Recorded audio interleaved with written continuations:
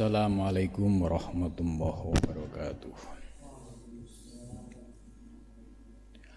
Ila hadratin Nabil Mustafa Rasulillah sallallahu alaihi wasallam wa ala ikhwanihi minal anbiya wal mursalin wal awliya wasyuhada wassalihin wal malaikatil muqarrabin, khususan musannif handal kitab Al-Imam Al-Qutub Ar-Rabbani Sayyid Abdul Wahhab Asy'arani wa khusun ila Syekh Bahsah Al-Mahfud wa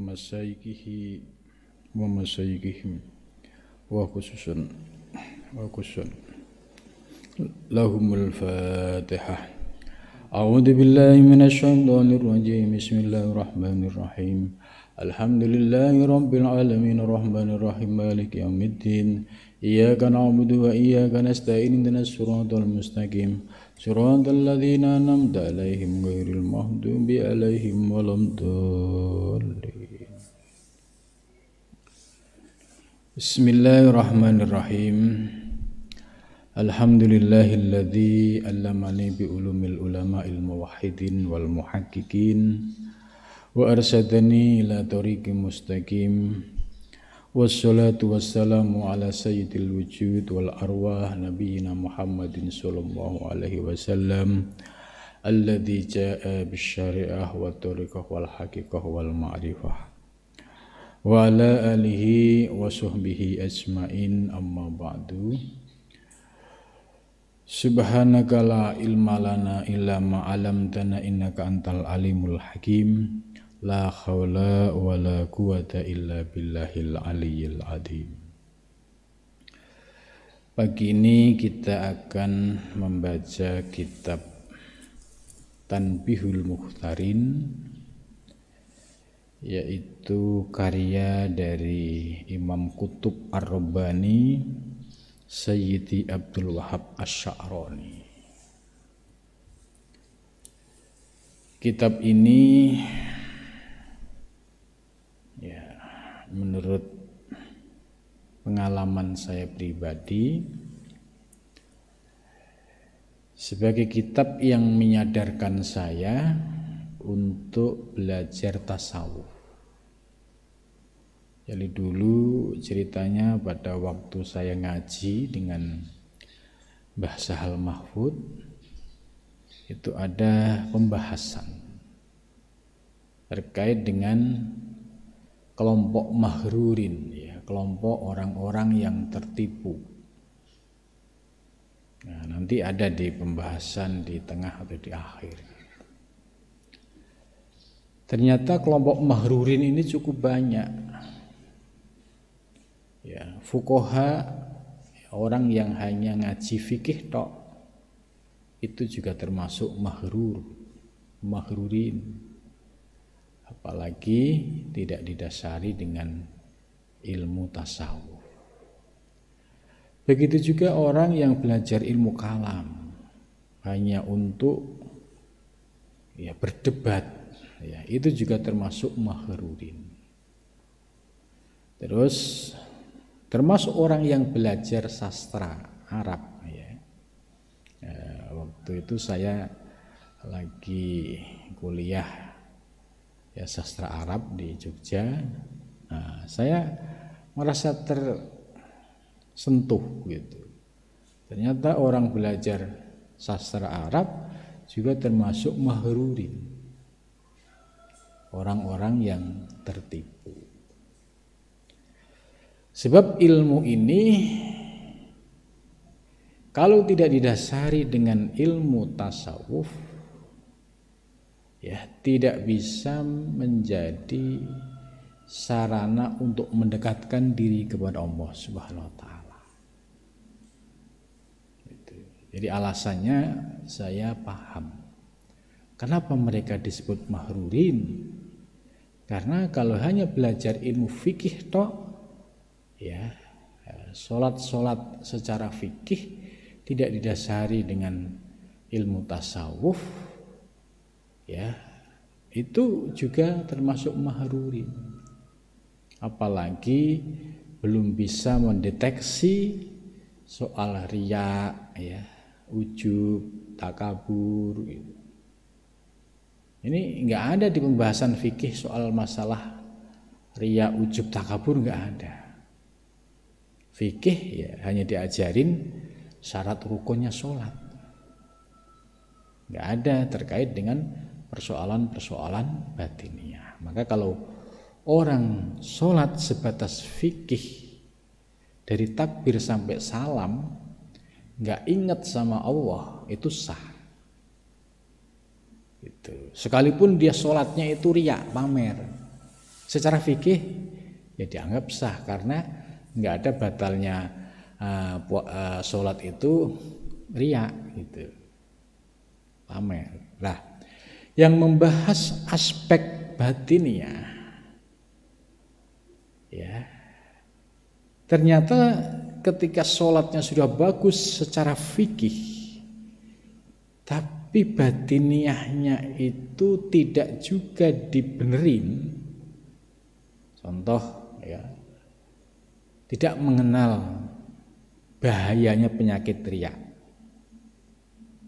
Ya. Orang yang hanya belajar fikih,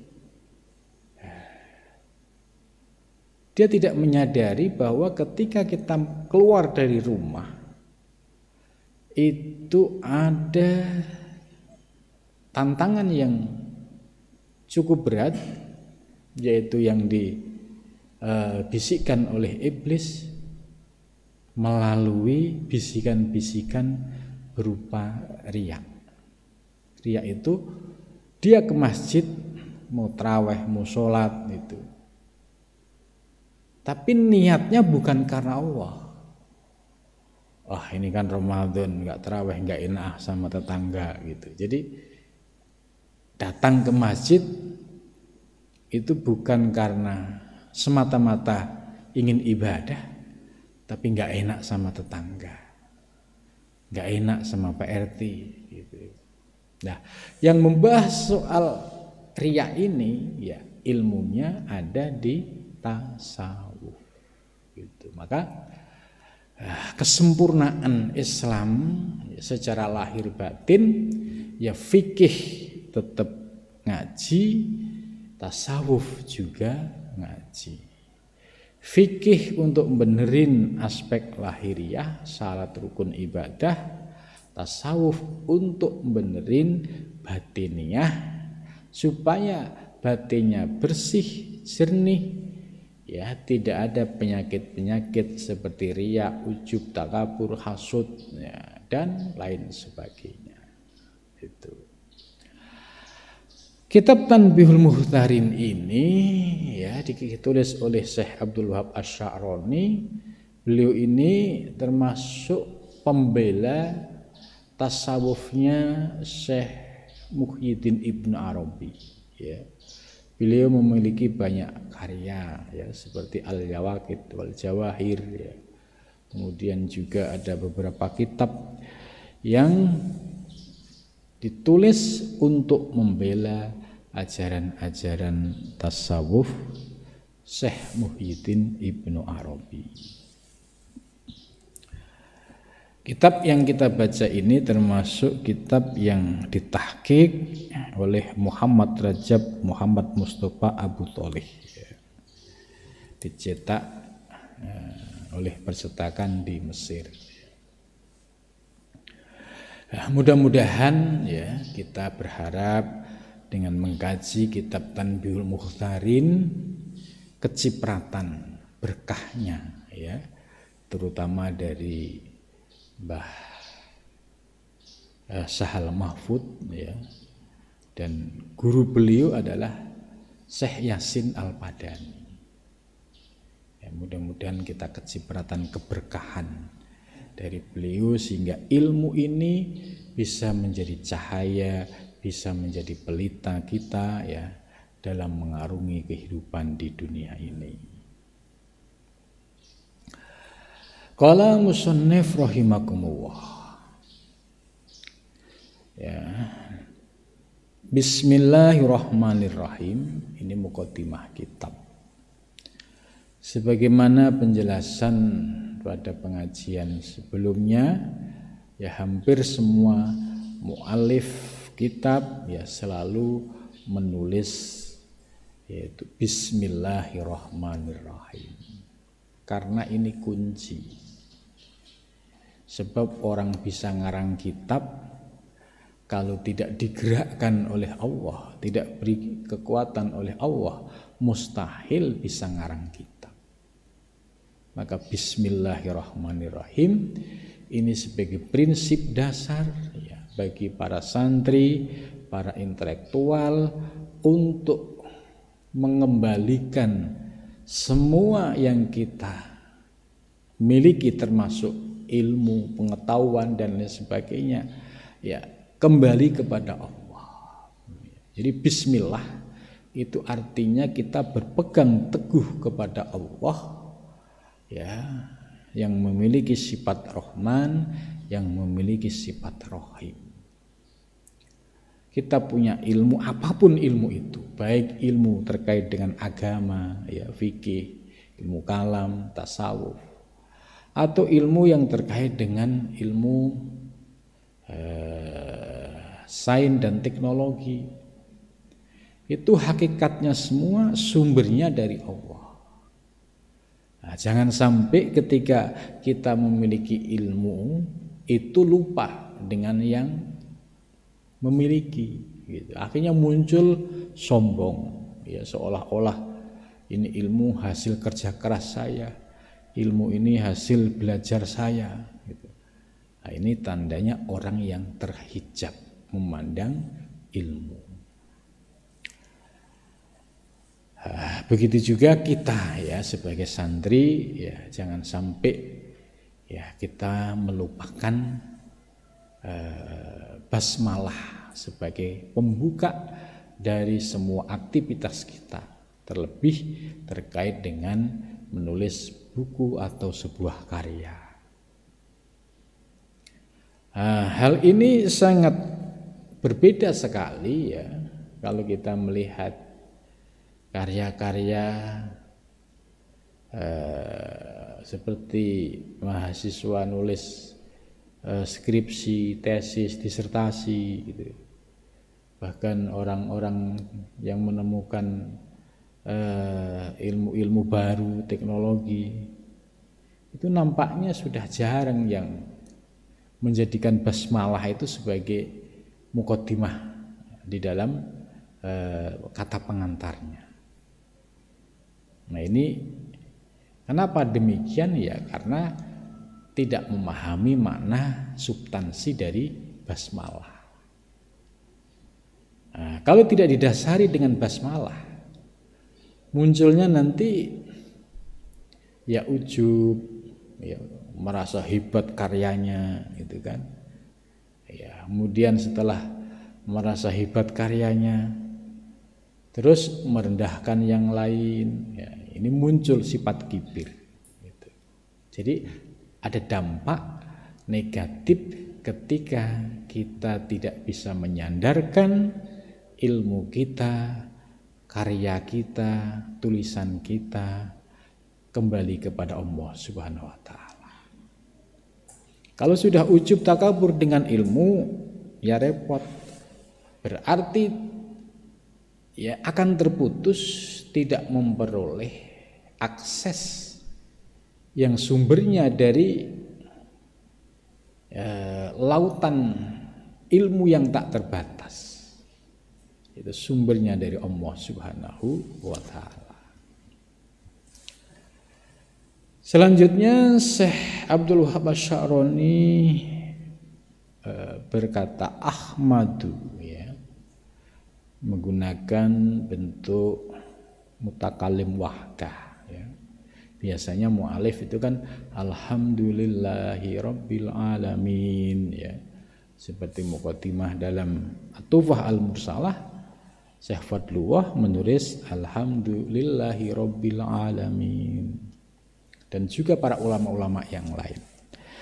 Tapi Syekh Abdul Wahab Asy-Sya'rani menggunakan bentuk mutakalim wahdah, Ahmadu, aku memuji ya, lillahi ya, kepada Allah aku memuji lillahi, kepada Allah, Rabbil alamin, yang mengatur alam semesta.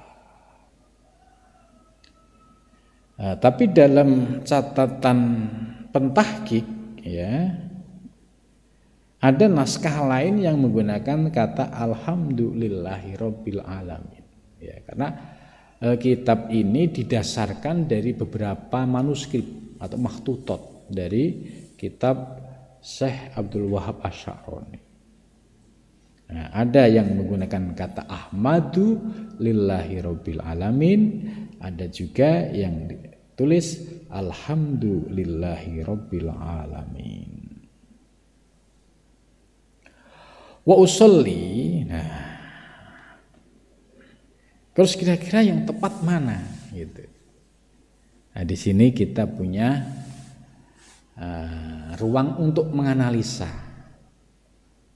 yaitu dengan melihat syakul kalam, konteks kalamnya. Karena berikutnya itu wa usolli, wa usallimu juga menggunakan mutakalim.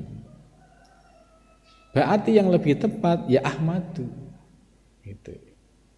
Kalau ahmadu lillahi rabbil alamin wa usolli wa usallim, menggunakan bentuk mutakalim. Kalau menggunakan kata alhamdu berarti as-sholatu wassalam. Nah, ini harus dilihat dari syakul kalamnya. Nah, maka lebih kuat argumentasinya ya, yaitu menggunakan bentuk mutakalim wahdah. Wa usolli, dan aku ya atau bersolawat ya.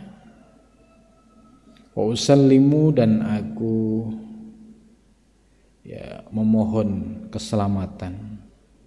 Wa usolli, dan aku mohon kesejahteraan. Wa usallimu, dan aku memohon keselamatan. Jadi aku berdoa memohon kepada Allah, mudah-mudahan diberikan sholawat serta salam ala sayyidina, atas pemimpin kami Muhammadin, yaitu Nabi Muhammad sallallahu alaihi wasallam. Wa ala sairil anbiya, dan atas semua para nabi, wal mursalin, dan para rasul, wa ala alihim, dan atas keluarga mereka, wa sahbihim, dan sahabat mereka, ajmaina, seluruhnya itu. Wa aqulu, dan aku berkata, ya ditambah lagi wa aqulu menggunakan mutakalim wahdah lagi. Wa aqulu, dan aku berkata, subhanaka la ilma lana illa ma 'allamtana. Ya, ini ayat Al-Qur'an ya, yang sering digunakan oleh para ulama-ulama yang memahami tentang hakikat ilmu. Itu ya, selalu menggunakan muqaddimahnya kalimat ini. Subhanaka, maha suci engkau, la ilma, tidak ada ilmu, lana, bagi kami, illa ma, kecuali sesuatu, alam tanah, yang telah engkau berikan ilmu kepada kami. Jadi ini ayat yang mengajari kepada kita untuk bersikap tawadhu. Kita inilah ilma lana, gak punya ilmu apapun. Ya, kalau toh kita tahu ilmu ya, itu hanya bagian kecil. Illa ma 'allamtana, kecuali yang telah engkau berikan kepada kami. Nah, kalau kita mengucapkan ini berarti kita memiliki kesadaran bahwa kita ini ya sebagai seorang hamba yang bodoh, yang tidak punya apa-apa. Kalau toh ada ilmu, itu ilmu sumbernya dari Allah Subhanahu wa taala.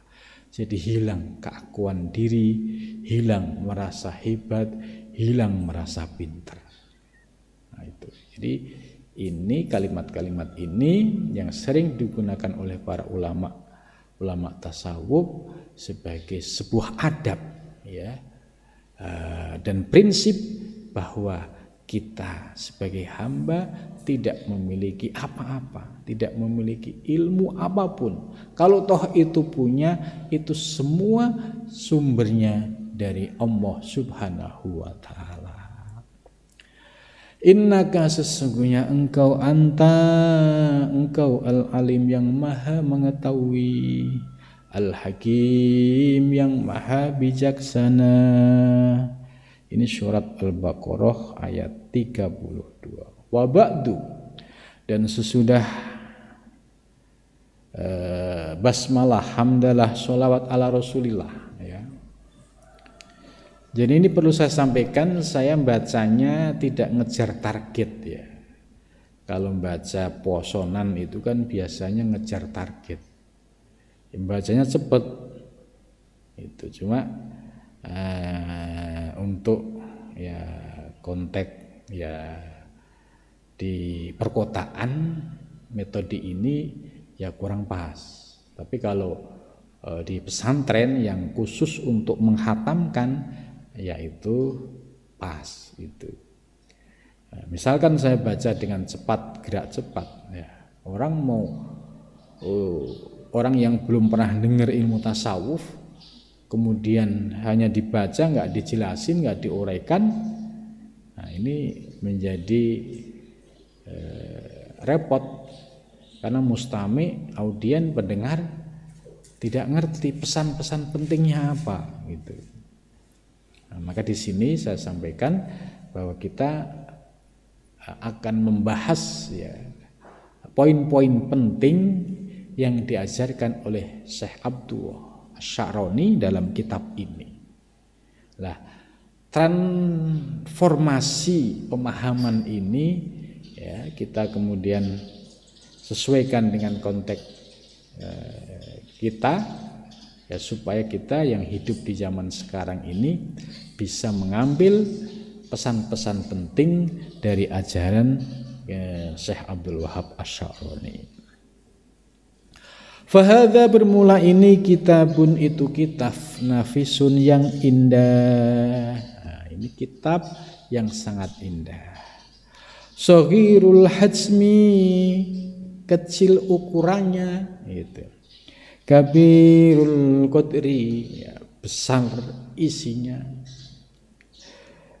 Domanathu, ya, kandungannya, jumlatan, yaitu berupa jumlah, solihatan, yang baik, mimma, dari sesuatu, kana, yang ada, alaihi, atas ma, siapa, as-salafu, orang-orang salaf, as-solihu, yang soleh. Itu maksudnya. Menurut mu'alif Syekh Abdul Wahab Asy-Sya'roni, ini kitab yang tipis, ya, kitab yang indah, kitab yang tipis, tapi muatannya, isinya banyak, dan isinya ini terkait dengan hal-hal yang sangat positif yang diambil sumbernya dari para ulama salafus sholih, ya. Jadi salafus sholih versi kelompok tasawuf, ya, ulama-ulama salaf sholih yang memang dia memiliki kesolehan, ya. Ini harus dibedakan. Zaman sekarang ini ada orang mengaku salafus sholih, tapi sesungguhnya yang dimaksud ulama salafus sholih bukan dari secara periodisasi, itu bukan masuk kelompok salafus sholih, tapi sesungguhnya mereka ulama kholaf, ulama baru gitu. Nah, ini kalau kita mendengar atau orang-orang yang zaman sekarang ikut kegiatan-kegiatan pengajian yang sering menyampaikan kita ikut salafus sholih, ya itu kalau dicek siapa yang dimaksud oleh mereka itu terdeteksi ya, mereka ulama-ulama baru, bukan termasuk kelompok salafus sholih. Lah, yang dimaksud oleh ulama salafus sholih oleh Syekh Abdul Wahab Asy'arani yaitu ya ulama-ulama zaman dulu yang memiliki kesalehan lahir dan batin. Jadi ulama yang menguasai ilmu dohir dan batin, bukan ulama yang sebatas menguasai persoalan dohiriyah. Nah, ini harus kita bedakan, ya. Jadi kelompok-kelompok yang sekarang salafus sholih ya menggunakan istilah itu bisa dilacak. Yang dimaksud ulama salafus sholih itu adalah ulama-ulama baru sesungguhnya. Hanya minjem istilah. Soal ajarannya yang diajarkan hanya persoalan fikih, persoalan hadis yang terkait dengan persoalan lahiriah, tanpa mereka menggali, mengkaji aspek batiniah. Sementara Rasulullah SAW itu mewariskan ajaran yang meliputi aspek lahir dan batin. Nah, Syekh Abdul Wahab Asy'arani ini menyebut kata salafus sholih yaitu ulama-ulama yang memiliki kedalaman ilmu baik ilmu lahir maupun batin gitu. Jadi istilahnya sama cuma maksudnya berbeda. Nah, kita jangan tertipu salafus sholih tapi ternyata kelompok ini mencaci maki tasawuf, mencaci. Nah, ini berarti dia bukan salafus sholih yang ori gitu ya. Karena yang dimaksud salafus sholih oleh mereka ini ulama-ulama baru gitu. Dan rata-rata yang dijadikan rujukan ulama-ulama yang sebatas ulama zahir, bukan ulama batin gitu. Nah, sedangkan Syekh Abdul Wahab Asy'arani menggunakan kata salafus sholih yaitu ulama-ulama yang memiliki kedalaman ilmu baik ilmu lahir maupun ilmu batin.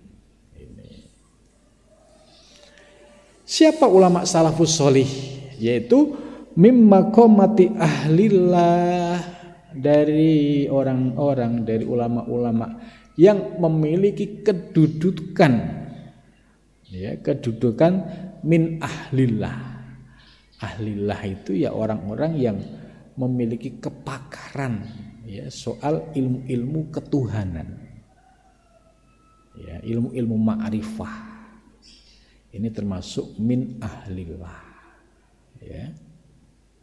Ini yang dimaksud salafus sholih versi Syekh Abdul Wahab Asy'arani, bukan salafus sholih ya versi kelompok-kelompok baru ini ya.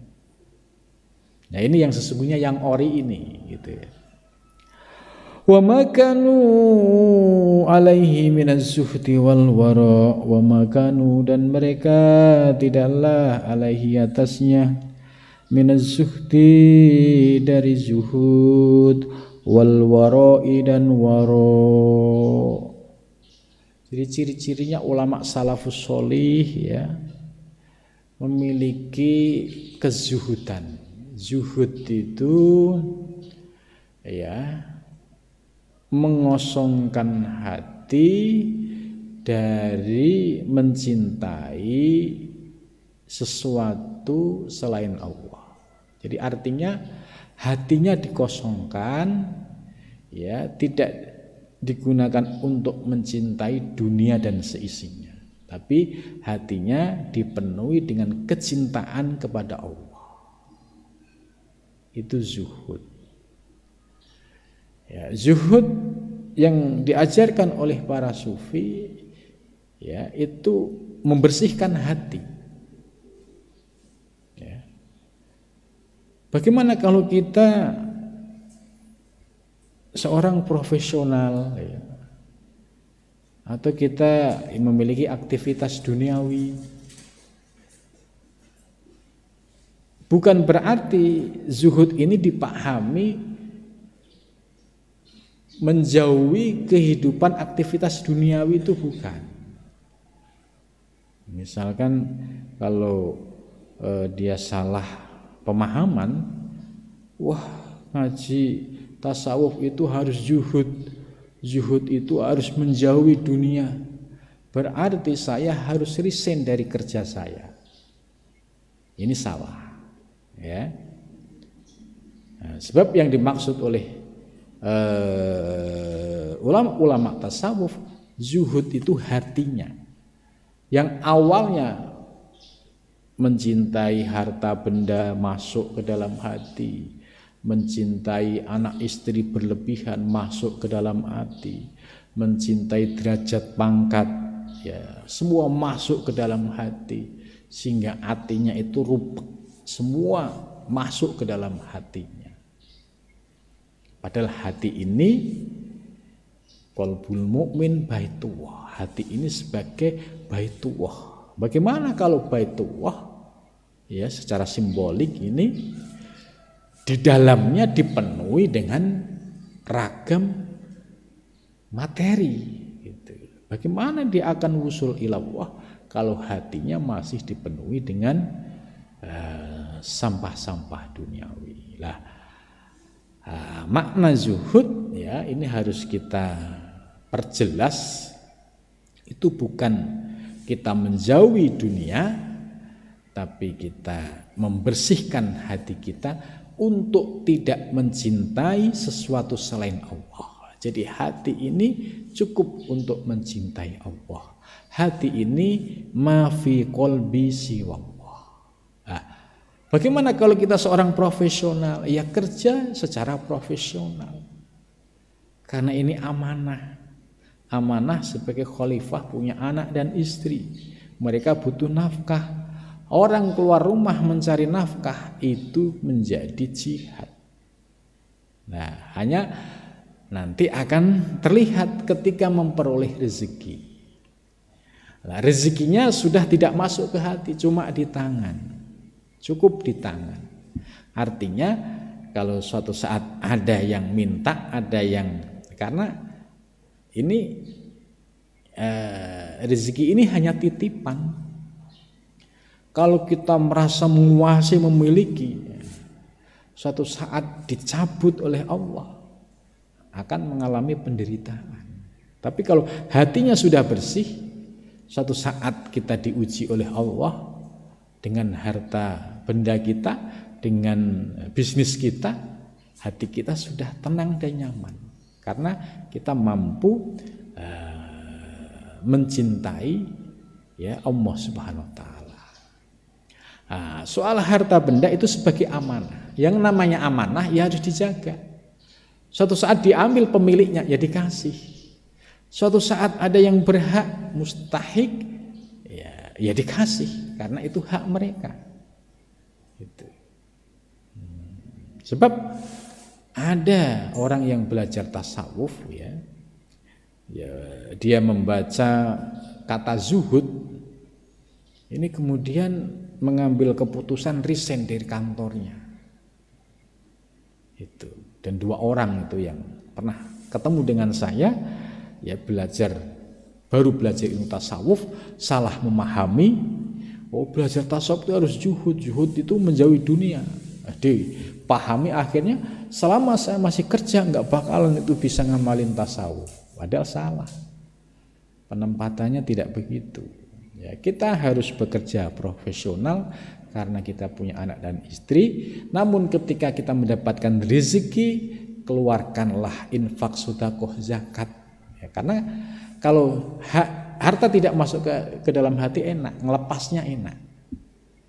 Tapi kalau masuk ke dalam hati, munculnya pelit, ya, bakhil, itu. Akhirnya menjadi jorok hatinya. Nah, suatu saat diuji oleh Allah, ditarik oleh Allah, dipaksa oleh Allah, baru dia merasakan penderitaan. Gitu. Maka zuhud ini sebagai prinsip yang harus dipahami secara utuh. Maksud zuhud ya bukan kita menjauhi dunia, tapi menjaga hati kita supaya tidak mencintai selain Allah Subhanahu wa ta'ala. Sedangkan dunia materi cukup di tangan sebagai amanah, kita laksanakan amanah ini dengan sebaik-baiknya. Sehingga tidak ada pertentangan antara tasawuf dengan kehidupan modern. Banyak yang mempertentangkan. Ya. Satu hari saya mengisi pengajian, ada seorang karyawan bertanya, ya, menurut dia kalau kita belajar tasawuf berarti kita nggak bisa beraktivitas di kantor. Kemudian saya jelaskan, bukan itu yang dimaksud tasawuf. Tasawuf itu kalau kita belajar secara utuh, paham yang sesungguhnya, itu kita bisa kemana-mana. Gitu. Nah, kadang yang tidak paham ini kemudian menyimpulkan, oh tasawuf itu kita nggak bisa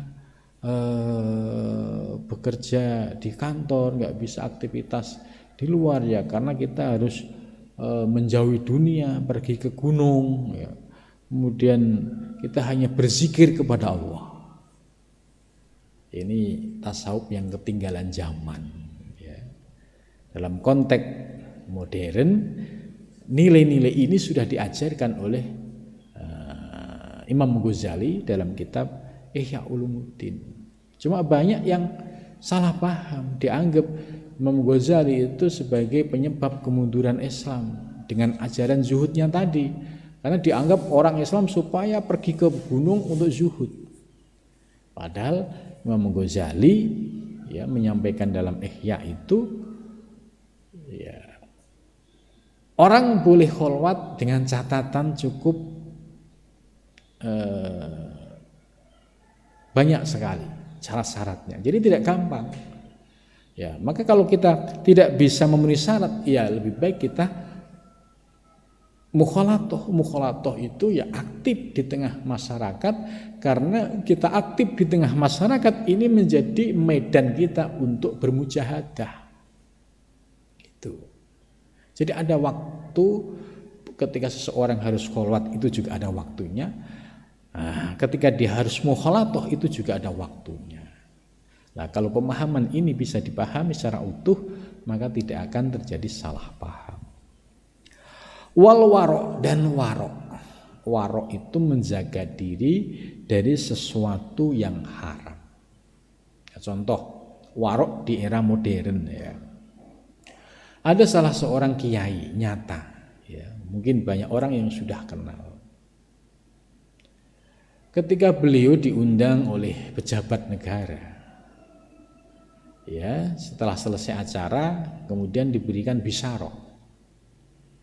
Ya, ulama ini, kiai ini saking waroknya itu bertanya, Pak Menteri, apa ini dari sumber APBN atau dari kantong Pak Menteri sendiri gitu.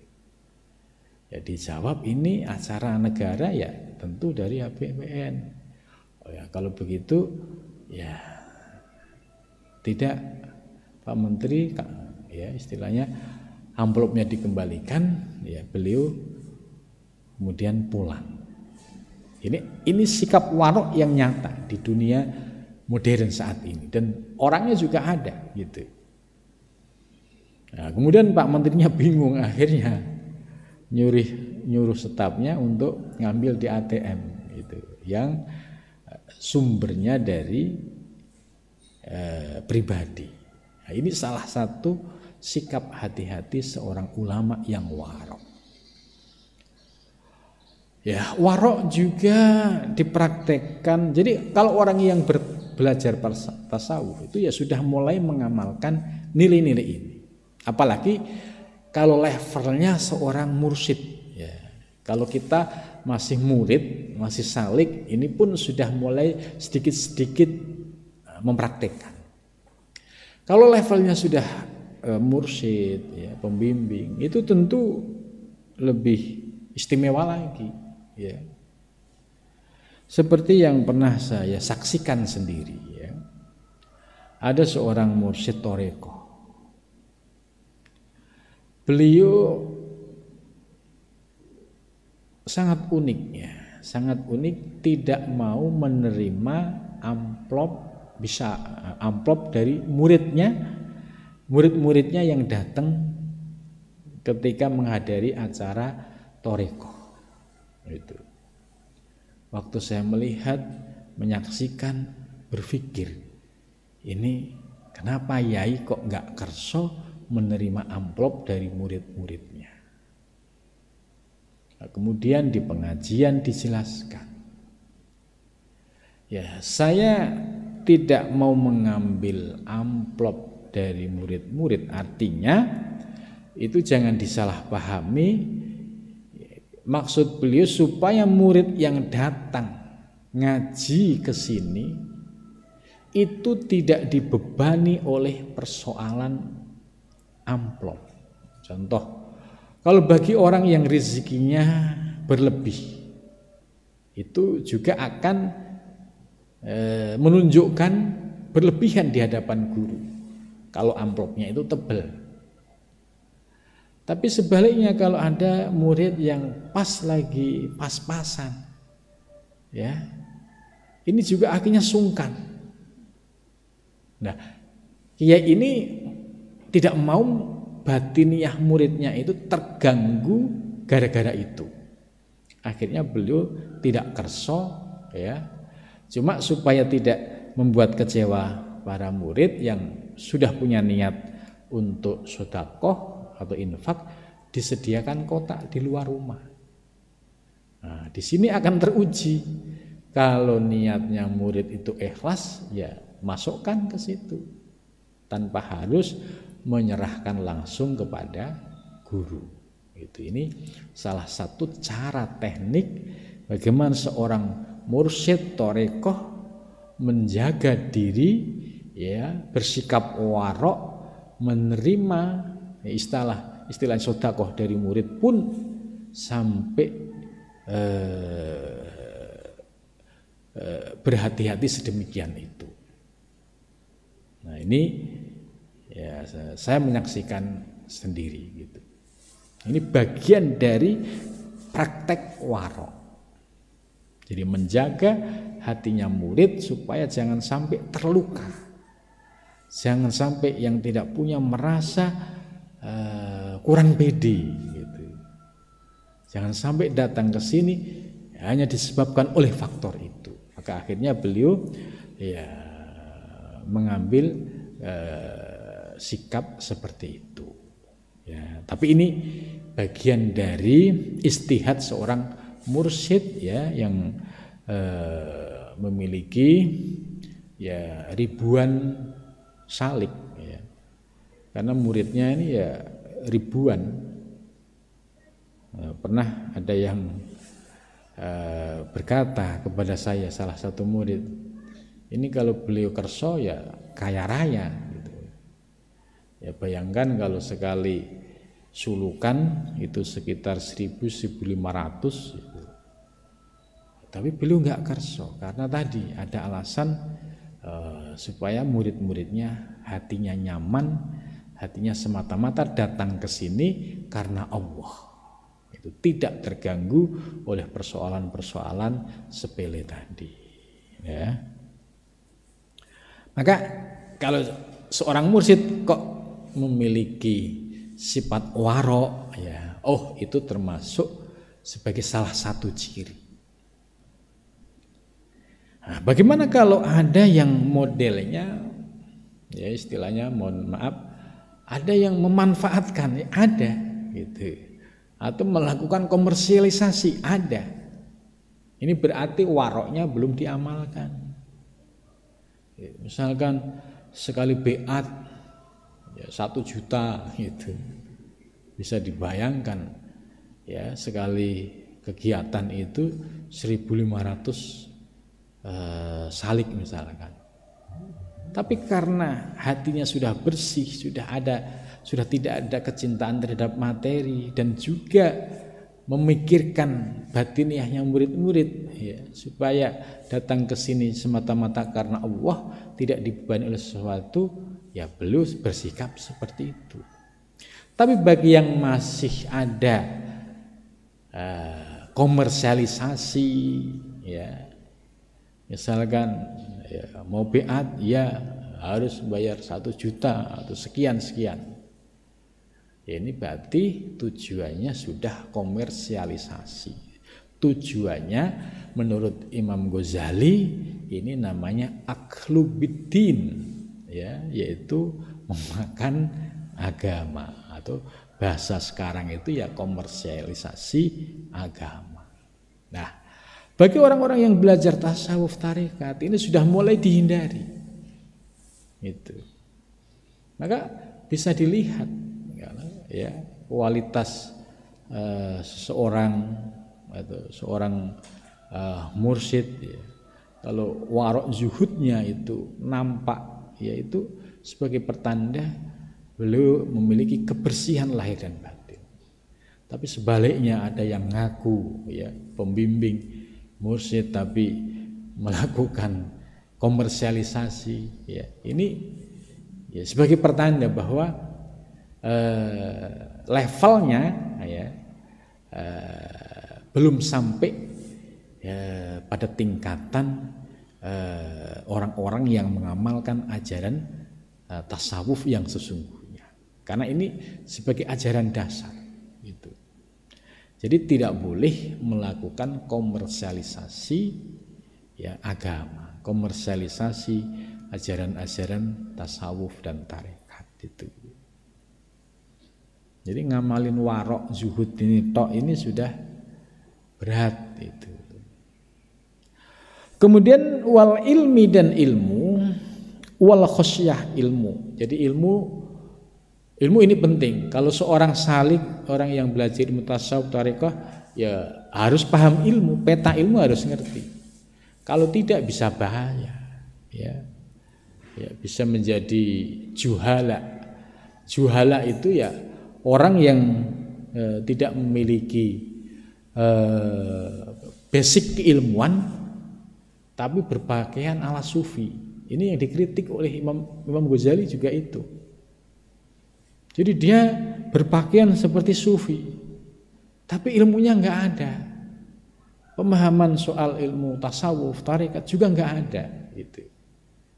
Maka di sini wal ilmi ini juga sangat penting bagi orang-orang yang berjalan menuju Allah. Jadi ilmu itu nur, ilmu itu cahaya, ilmu itu pelita. Supaya kita ngerti dengan ilmu itu mana jalan yang lurus, mana jalan yang belok. Itu. Wal khosyati dan khosyah.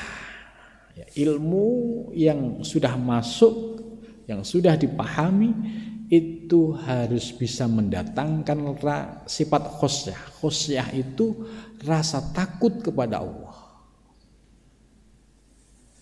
Jadi kalau ngaku ulama nggak ada khosyahnya kepada Allah ya bukan ulama. Karena ciri ulama di dalam Al-Quran salah satunya adalah khosyah, memiliki rasa takut kepada Allah, rasa malu kepada Allah. Jadi ini bisa dilihat kualitas seseorang itu ya apakah di dalam dirinya ada khosyah kepada Allah atau tidak. Itu. Wal khaufi dan rasa takut. Nah, ini juga penting. Jangan sampai kita baru belajar ilmu tasawuf, tarekat, ya, ilmunya nggak seberapa. Ya.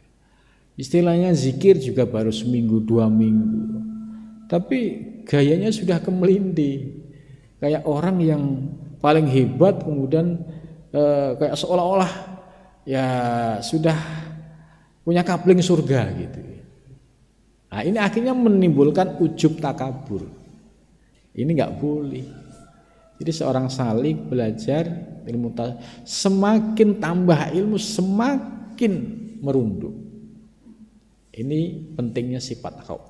Khauf itu rasa takut kalau ibadahnya tidak diterima oleh Allah. Takut kalau ilmunya tidak manfaat. Ini khauf. Makanya kalau kita ada khauf itu selalu melihat ke dalam diri. Jangan-jangan amalku belum diterima oleh Allah. Jangan-jangan ibadahku belum diterima oleh Allah. Jangan-jangan ilmuku belum bisa diamalkan. Sehingga ada rasa takut kepada Allah. Ketika muncul rasa takut, maka hilanglah ya penyakit-penyakit ujub takabur itu enggak ada. Karena dia merasa ilmuku ini saya amalkan aja saya belum tahu, bisa diamalkan juga. Kok dibuat sombong-sombongan. Ibadahku ini diterima oleh Allah. Saya juga enggak tahu, tapi kok sudah sombong gitu. Zikirku ya walaupun sudah istiqomah, tapi zikirku ini diterima oleh Allah, diridhoi oleh Allah, kita juga enggak tahu. Maka para ulama yang salafus sholih setelah muncul khosyah, muncul khauf. Supaya apa? Tidak muncul sifat ujub dan takabur di dalam dirinya. Gitu. Jadi bisa dilihat orang baru belajar kemudian kemelindi, sombong. Nah, ini enggak ada khauf, enggak ada khosyah. Gitu. Karena ilmunya tidak masuk ke dalam hati. Wa ghairi dzalik, dan selain itu min sifati muamalatihim, dari sifat muamalah mereka ma'allah beserta Allah. Jadi muamalah serta Allah ya senantiasa dia memiliki prinsip-prinsip tadi, zuhud, wara, ilmu, khosyah dan khauf. Ini prinsip dasar ya. Wa ma'a khalqihi, dan juga perlu ilmu muamalah beserta makhluk. Jadi muamalah beserta Allah seperti kita ibadah ya, zikir, kemudian riyadhah mujahadah, ini muamalah ma Allah. Tapi berkaitan dengan ma'a khalqihi, ya kita harus muamalah dengan baik, menunjukkan akhlakul karimah ya di tengah masyarakat kita. Wa kharartuhu alal kitab was sunnah ya. Ini Syekh Abdullah Asy'ari ini menjelaskan, aku menulis kitab ini ya didasari dengan Al-Qur'an dan As-Sunnah. Ya.